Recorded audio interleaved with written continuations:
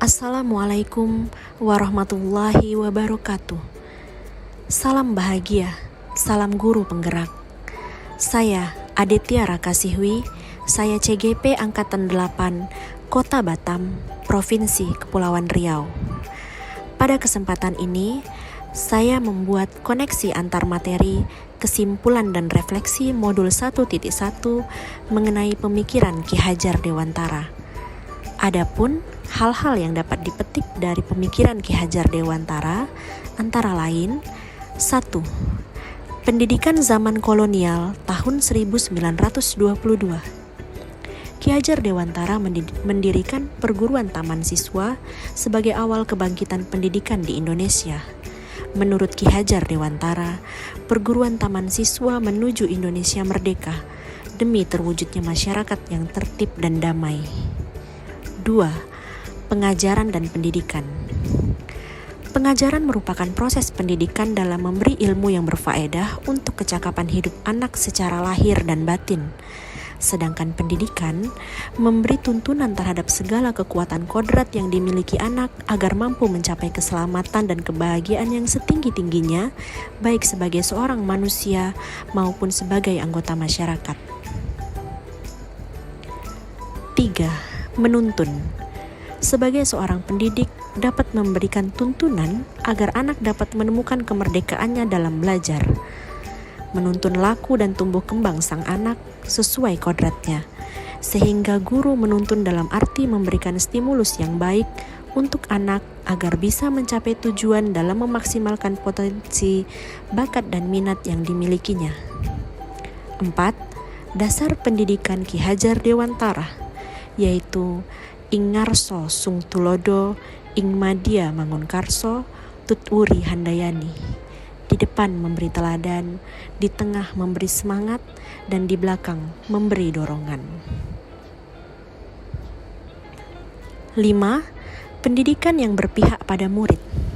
Bebas dari segala ikatan, pendidik dengan suci hati mendekati murid untuk berhamba kepada murid. Pendidik menebalkan laku murid sesuai dengan kodrat lahiriahnya, lalu mencari potensi murid dan dikembangkan sesuai kodrat alam dan kodrat zaman. 6. Murid bukan tabula rasa.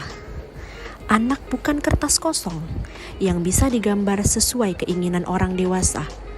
Anak lahir dengan kekuatan kodrat yang masih samar. Tujuan pendidikan adalah menuntun, menebalkan garis samar tersebut agar dapat memperbaiki lakunya untuk menjadi manusia seutuhnya. 7.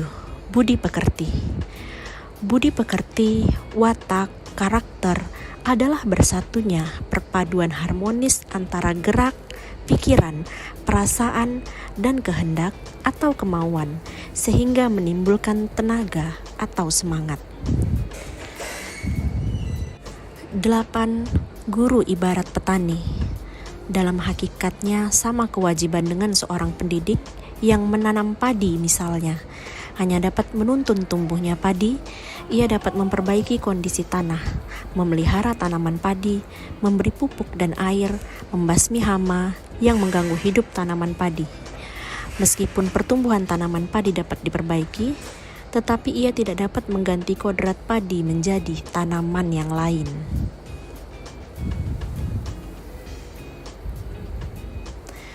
Berikut refleksi mandiri.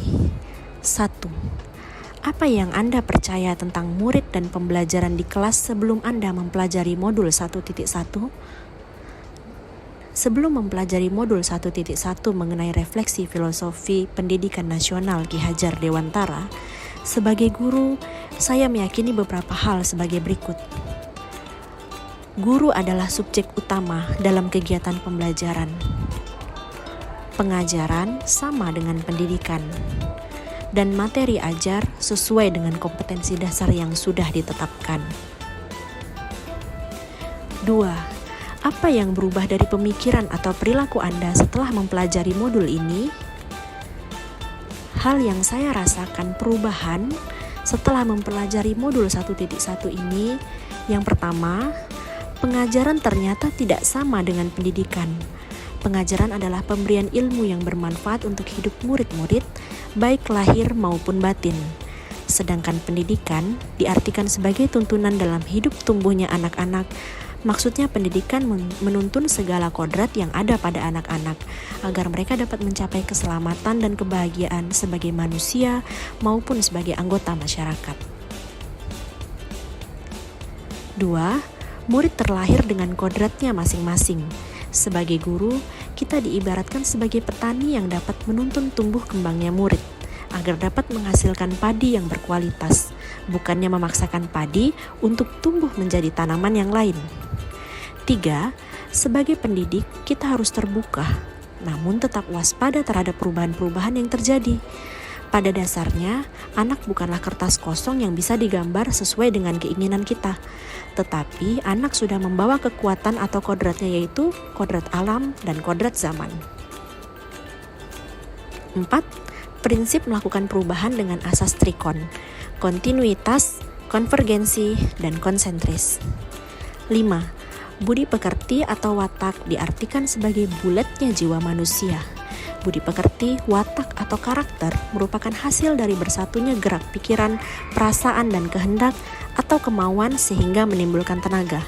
Melalui pendidikan, saya dan kita semua berharap bahwa anak-anak murid kita nantinya bisa bertumbuh menjadi sebaik-baiknya manusia yang memiliki adab dan berbudi pekerti yang baik.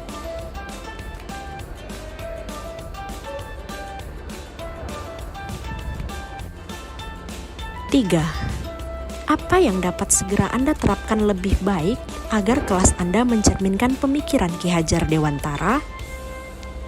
Saya berharap bisa memaknai semboyan Ki Hajar Dewantara, yaitu ing ngarsa sung tulodo, ing madya mangun karso, tut wuri handayani dalam pembelajaran saya.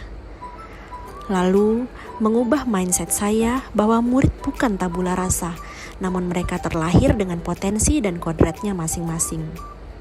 Saya mencoba menciptakan suasana kelas yang menyenangkan. Hal ini sejalan dengan kodrat anak yang senang bermain.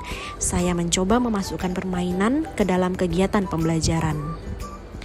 Lalu, saya harus mengupayakan pembelajaran yang berpihak pada anak, memberikan ruang, kesempatan, dan fasilitas seluas-luasnya agar anak mampu berpartisipasi aktif dalam kegiatan pembelajaran.